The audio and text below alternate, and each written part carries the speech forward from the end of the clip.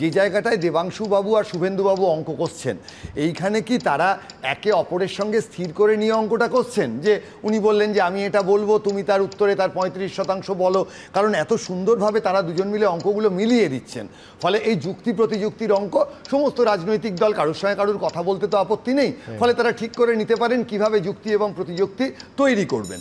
এবং এই জায়গায় দাঁড়িয়ে 210-এর মধ্যে 180-র অঙ্ক এবং তার থেকে 180-র একটা 35% করে 60 বা 70 মেলানো, এই জায়গাটুকুতে অন্তত তৃণমূল এবং বিজেপির মধ্যে যে যুক্তির লড়াই, সেই যুক্তির লড়াইয়ে কিন্তু অঙ্কে কোনো ভুল নেই।